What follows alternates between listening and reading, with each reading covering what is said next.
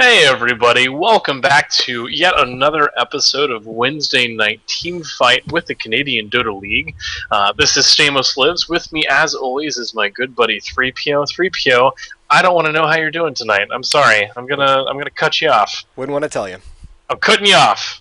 How are you tonight? I am super fantastic. How are you?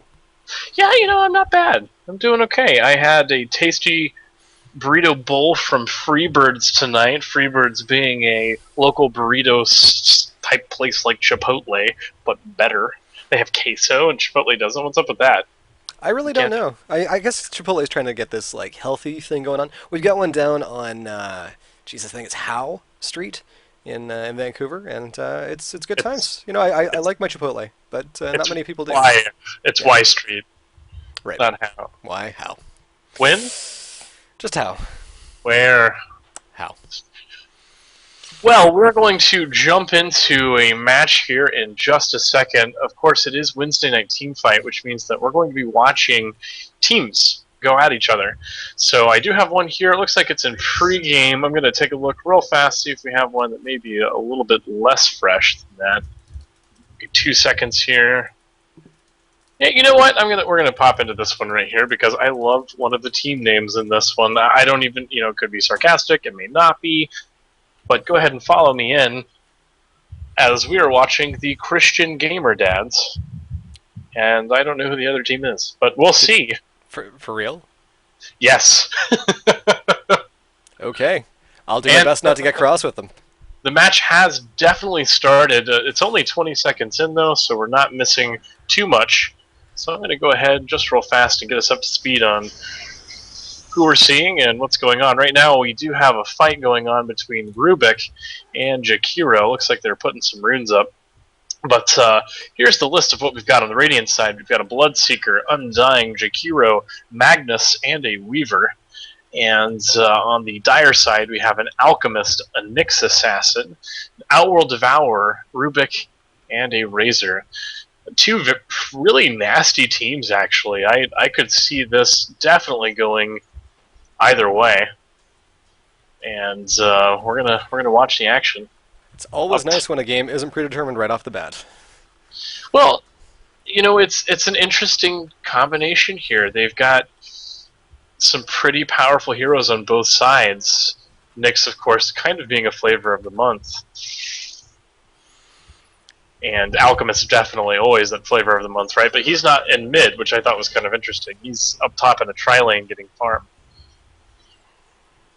In fact, both tri-lanes are up top. So Weaver tri-lane, Undying is up there assisting with Jakiro. And then you have Alchemist, Nyx, and Rubik. Telekinesis pulling Jakiro straight in there. Unstable Concoction up on Alchemist, and they're going to go after Undying. Ice Wall's out, and we will see Undying popped up. They're going after Rubik, and he is first blood. This may go badly for the Dire as the Radiant continues to push at Alchemist, running away. Ice Wall catches him, he's stunned. Nyx Assassin also having trouble. He will get the stun off on Undying, but will be punished for it, as will Alchemist. That was a rough encounter. Yes, that was a very early triple kill, again with a really nasty team combination. That Tombstone slowing them, of course, and doing a ton of damage. The decay sapping all of the strength from those weak characters like Nyx and Rubik, and Jakiro doing an awesome job of stopping them in their tracks. Dad's Weaver, for God of course, praying on Gronk for that first encounter there. I like it. They are sticking to the Dota Bible, folks, with solid gameplay. This is going to be bad. It's going to be so I know. It really is. And the religious puns will just keep flowing forth. My cup runneth over. Yeah. Dota puns. With Christian puns, with Jesus puns, I don't know. Please, it's Jesus. Okay, so carrying on, let's take a look mid lane here. We've got Outworld Devourer versus Bloodseeker. Zeus is not in this match, actually, so... Oh, there it is. Magnus fleeing from a line of creeps. And it seems like the action may have calmed down for just a moment here. Razor putting a lot of pressure on that Magnus. And why not, right? Hmm. It definitely Indeed, looks sir. like the trial lane for Dads for God looking to set something up here. Definitely, and you'll notice that they've also placed that ward preventing the Dire team from being able to pull that lane. And here comes the Dire, actually, right off the bat. They're going for Weaver. He And they will manages get to... him, I think. No, they won't. There's that Shikushi, get him out. Yep. Alchemist taking a ton of damage and just not being able to make it out alive. And they are fleeing once again. Seems like when it comes down to engaging, the Dire are just really not that interested once they've lost one on their team, and with good reason. Well, the other thing is that fighting in that tombstone, especially in a tri-lane, is kind of a disaster on their part. I mean, they're going to get rocked. The tombstone does so much damage, and that thing is already leveled up, I believe, to level 2. Yes. So So right now, you're Alchemist, you're Rubik, you are Nyx Assassin, you've got that Tombstone Trilane. What are you doing to see what you can do to minimize the damage there? well, they need to pick their fights a little bit better. For one thing, I think that they've already kind of made a bit of a mistake in losing 4 kills. So they do have, if you've noticed, they've got the Sentry Ward out up top, or at least they did. I think their latest one just disappeared. So they are trying to kill Weaver to do a massive amount of damage, but honestly, I think it's Undying who's doing a lot more of the damage in these team fights. That Tombstone is just disgusting. The positioning of Rubik has been bad in a lot of these fights. He's kind of a little bit too close. So maybe putting him further and then trying to hammer down the tombstone when it pops could be an idea. Could be. The other thing is that I think that Nyx here could probably head over to mid and with Rubik maybe try to sneak in behind on Bloodseeker and get a kill, because Bloodseeker, who's now level 6, he's probably waiting. Looks like he's waiting until... Nope, he's got it already. He's got his ultimate, so he can gank anytime now. And they are going hard here, the Radiant coming after the Dire. Top lane, we will see Telekinesis out on Jakiro. Toss back as they're doing their best to mitigate the initiation. Yeah, they still have that ward there too, preventing that those creeps from spawning, and also being able to see when the Dire's in the jungle like that. Brand new one dropped down just as that first one's about to expire. Yeah, Nick's going back to see if he can pull that lane, but unable to do so. Magnus in bottom lane, running away. He really has been hard pressed by Razor there. It looks like Bloodseeker's coming in. We'll see where he goes on this. And he should be able to get this kill too. He can move faster. He can. Oh, looks like he decided against it, or maybe he thought Razor juked and didn't see it. And just taking tons of free damage there from the tower. Which isn't a huge deal for him. He can, of course, heal up very quickly with that Bloodbath ability.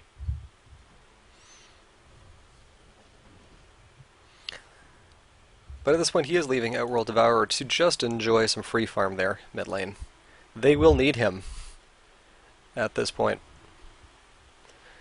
Outworld has a kind of strange leveling strategy. I definitely would not have put all of those points into Astral Prison. Up top, there's a little bit of trouble. Nyx Assassin. And here comes Magnus with the RP. He gets it off. Unstable Concoction is up. Can he get it out? Looks like not.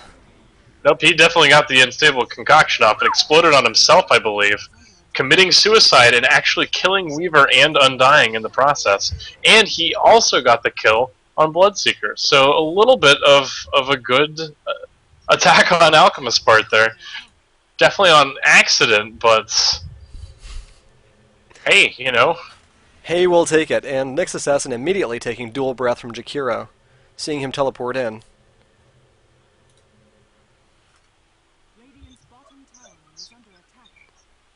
I'm surprised you're not seeing him mana burn Jakiro just a little bit more. And I probably would not have leveled up Impale. I think that the mana burn here would have been maybe a little bit better. I don't know. There is the Ice Wall out on Alchemist, and they will go on him, but we will see Impale out on Weaver to stop that Spike Carapace up. Spike Carapace is such a nasty ability. I love it. They are doing a really good job, though, of just completely shutting Alchemist down. And that's what they need to do right now. prevent him from having enough money to buy his haste items and get that quick farm that Alchemist is so known to do. And he's kind of built strange too. He didn't pick up Grievel's gold. Usually you pick up at least a point or two when you're farming like this. Like the lane is given to him to farm. That's kind of the idea. He's named after Hrunting. Isn't that a famous sword? Yeah, it's Norse, isn't it? I believe so. Gods versus gods. Or yes. How does the old phrase go? You know, your god was nailed to a cross, my god wields a hammer. Enough said. I think that was. I don't think I've ever heard that. Haven't you heard that? No, it's a picture of Thor, and as I say, it sounds very Thor-like. yeah. Here comes a kind of a creep pull. They don't really have those creeps stacked, and of course the Radiant team can see what's going on. Speaking of people who are about to be Thor, that was terrible. I'm sorry. Was it supposed to be a lisp? Was it the? It was, yeah. That was where I was going with it. So they're going to be Thor-thune. So strong move there, Acid Spray to separate Undying from the team. Ice Wall is out, but Jakiro's in trouble. We will see Magnus come in though, and we'll use that Shockwave to take down Rubik. RP out on the team, and that does a ton of damage as well as a stun. We see Nyx Assassin go down, and it's really over for Alchemist at this point. He'll get a stun off on Magnus, but there's just too much damage in that lane, and he is done. Yeah, once again, that Tombstone just doing so much damage, and I think we're going to see the first tower drop here. Although, actually, down bottom, Razor's about to drop a tower of his own. And Razor gets the first one. Hello. But, you know, I'm a little disappointed that he was all alone, nobody around him, and he didn't micro that tower. That's free 300 gold. Whenever you have a tower that low and you know that you can kill it, definitely try to get the kill on it. So the gold graph here showing an interesting tale, a huge spike up to 2,000 gold for Dads for God, and it's heading back up there again. But there was a bit of a rocky wave there in the middle. I guess that was that triple kill for Alchemist. Yeah. XP wise, it's been back and forth, and we're still within 500 points. So you know. Yeah, they really haven't been too sore on the experience for the Dire side. Nothing really, and I think a lot of that is Razor and Outworld Devour actually. Both of whom have pretty much had free farm, Razor especially. And it looks like Weaver and Undying interested in engaging Rubik, but just not making it happen right now. And you're going to see the top lane start moving more towards the middle, maybe messing with Outworld Devour a little bit more. Yeah, they're definitely setting up here. Yeah, they're getting ready. It's go time, I think, in a moment. Here comes Jakiro. Misses on the ice while Outworld Devourer fleeing for his life. Weaver and Undying coming in. Bit of a juke there from Outworld Devourer. He will come in and will... Holy smokes, look at that. He will take down Undying. That was delicious. Well done. Yeah, he needs to remember he's also got that mechanism up. But yeah, he does a ton of damage right now. Razor popping in with his ultimate on, blasting out static energy left and right. Outworld Devourer saving Razor, but I think ultimately he is going to drop. But he will actually get that static field off just at the end there. Impale out on Bloodseeker. Ice Wall up on Nyx Assassin. Bloodseeker continuing to pursue. Dual Breath. And right-click damage takes him down. You know, Razor actually managed to get the kill with that that static field. Killing off, or excuse me, the plasma field, killing off Magnus. So, not a bad thing there. He was probably pounding that, I imagine. As you do. You come out of that, what's it called there? Astral imprisonment. Not ancestral imprisonment. Ancestral imprisonment. It will imprison your ancestors. Wasn't that the Coke slogan there for a while in China? I just would imagine that you would be like, I don't know, in a prison with your grandfather or something. Could happen. You know, at this point, he can really farm. This is Outworld Devour I'm talking about here. With that Arcane Orb on, he's got 4 points into Essence Aura, and the thing pops up so much, it's just ridiculous. At this point, it procs almost every other hit, it feels like. I don't think it's really that, but he gets enough mana from it that he can flow freely with it. But I do definitely think Gronk is still in this game. It looks like they are hungry right now for Outworld Devourer, who has not had a death so far in the game. He is silenced. Bloodseeker pursuing him with intent. And in comes Alchemist, directly on Magnus, takes him out. Ice Wall is up, getting a bunch of damage out onto Outworld Devourer. He will chase off, both he and Alchemist will chase off Weaver, and they're after Jakiro now. Unstable Concoction's up. Can he get it off? He can! And here it comes. Right click, and hasta lasagna. Really, really awesome play there by Outworld. I don't know if you noticed that, but he let Alchemist get that kill. Great thing to do. It's a bad time to be Bloodseeker with Telekinesis up. He's actually been pulled in, and there is that Oh, yeah. Plasma Field taking care of him. Yeah, and Gronk is definitely still back in this game. They're doing absolutely fantastic in these team fights. You might say that their chances have been resurrected. And it only took, well, it's less than 3 days, really. About 3 minutes, actually. There comes the shockwave in from Magnus. But nothing doing there against the onslaught of Gronk. Shockwave again, a little bit of damage. Not so much. Rubik coming in, looking for a victim. Now, that silence will be kind of nasty against Outworld Devour as the game progresses. This might be bad for Rubik. We've got a nice wall out on him. Dual Breath, and we will see Bloodseeker come in. But we've got Nyx Assassin and Outworld Devour coming in to see what he can do about it. Plasma Field out on Bloodseeker, catching Magnus as well. And it's ugly for everybody. The Dire team pulled in by that reverse polarity. We will see Telekinesis out on Magnus, but this could be bad. Nyx Assassin very, very close. Outworld Devourer still managing to stay up. Yeah, he popped that Astral Imprisonment on himself, saving himself from the onslaught from that tombstone. Mechanism out, and we will see Jakiro take that Plasma Field right in the back of the head. That was a huge fight for the Dire. Yes, it is a tie game. This is a fantastic early game gameplay by both teams. That lane phase is over, though, and Weaver needs to come join his team to try and get some kills and better farm. Well, you know, he is up there on his own. Not necessarily a terrible thing. We may see Nyx Assassin go up there, but in the meantime... His net worth is not particularly high, though, so...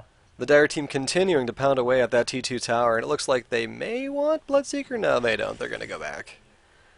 They know what's good for them at this point. Razor chasing off Weaver, who is looking for a rune, but probably not finding it. Who gets it? Rubik.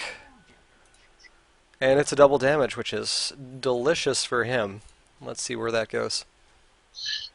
Both teams have some interesting wards out right now.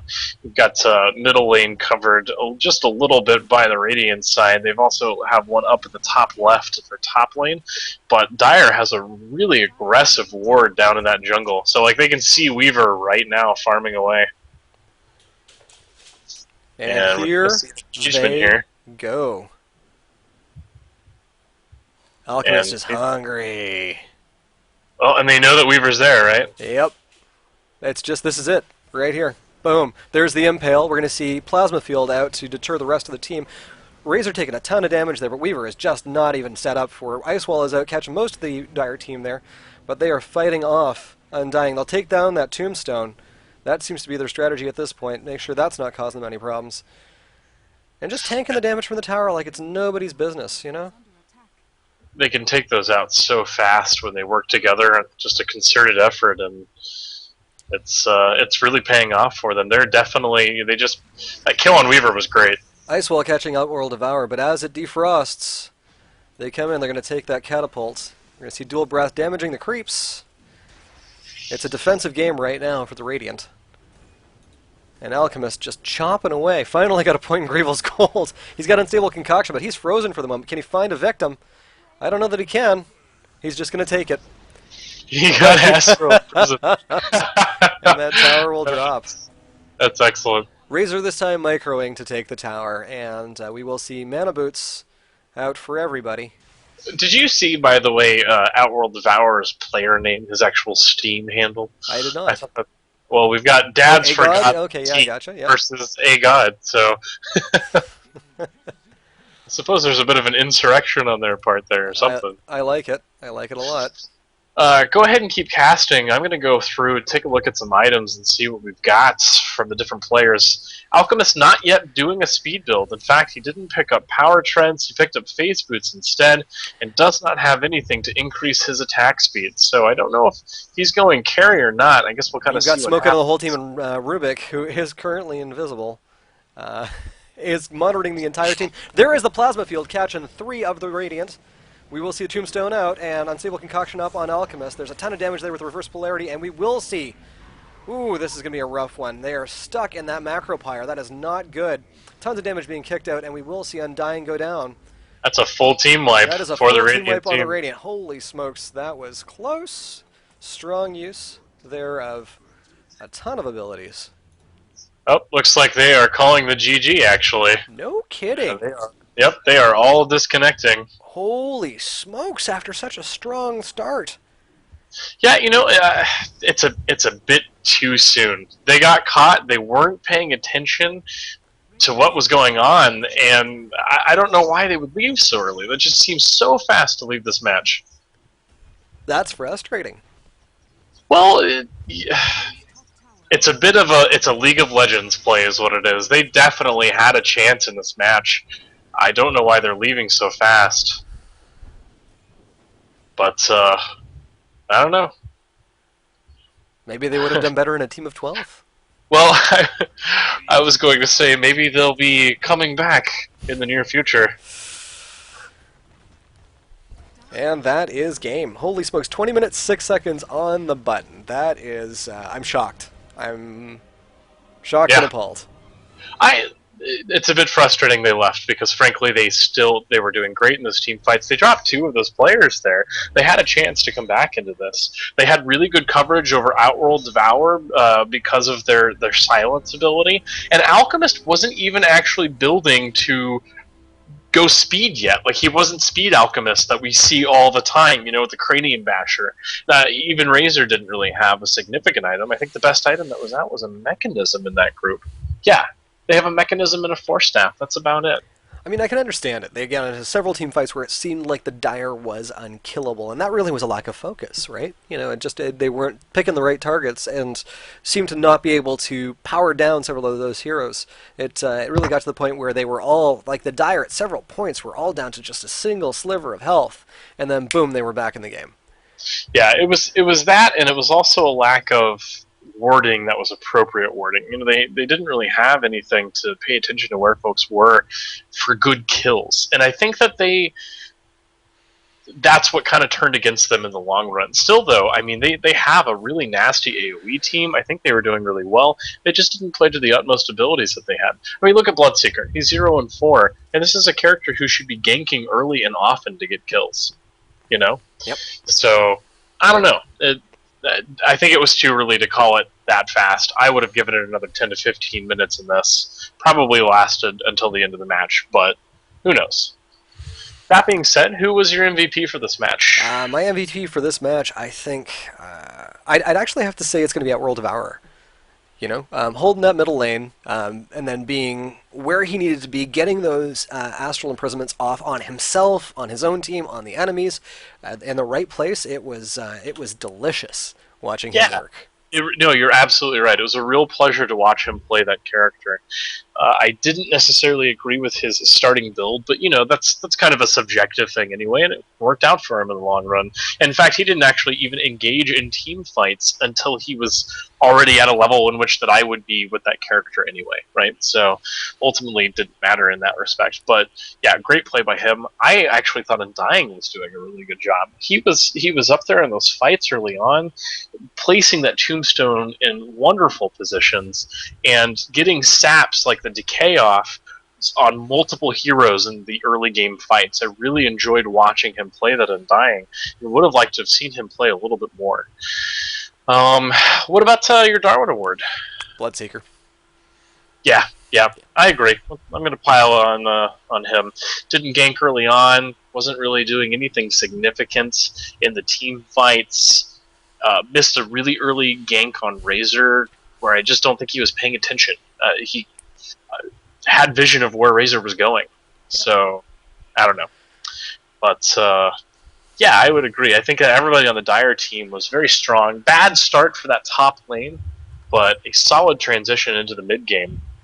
That's And I uh, think that's one of the things I love about this game was watching these guys regroup and come back from a thrashing yes, yeah, to it really was form up as a team and do something great. 12-3, I think, at one point. It was, Right? yeah. Yeah, I mean they were getting destroyed thoroughly, and came back from it, and that's great. That's awesome. They stuck it out, and to the victor go. Suppose the spoils, I which think is a we need to look at it this way. We're gonna actually leave this as a parting note. Hrunting was indeed a sword given to Beowulf by Unferth, and this is actually how it is written. And another item lent by Unferth at that moment of need was of no small importance. The Breon handed him a hilted weapon, a rare and ancient sword named Hrunting. The iron blade with its ill-boding patterns had been tempered in blood. It had never failed by the hand of anyone who hefted it in battle, anyone who had fought and faced the worst in the gap of danger. This was not the first time it had been called to perform heroic feats. An apt it, name for our alchemist, I believe. it wasn't. Hrunting was also in Castlevania Symphony of the Night, which also had the Vorpal blade. I don't know if you knew that or not. Do Who you know what the doesn't love a Vorpal blade? Vorpal blade, right? You know what that's from originally? If you're going to take on a Jabberwocky, Yeah, you're going that's to right. need a Vorpal blade. Snicker snack, my friend. Indeed. Snicker snack. All right, Okay, folks. well, ladies and gentlemen, that has been our cast for this evening for the Canadian Dota League. Thank you for joining us for yet another Wednesday night team fight. I believe this was our 9th one. Is that not correct? This is number 9. Excellent. Yeah. So next week is going to be Big Ten. Maybe we should do something special. I think we should. I think we definitely need to get people to send us their teams and stuff. For So, sure. and if not, you know what? Next week, I honestly think we need to go back to our roots for our Titanic Tuesday. Mhm. We need to go watch a Green Marine game. Oh, yeah. Yeah, that's a great point. Yeah. All right. Well, on that note, folks, thanks for joining us for Team Fight Wednesday night team fights. I am 3PO. And I'm Stainless Liz. Add them, May. Take care, everybody.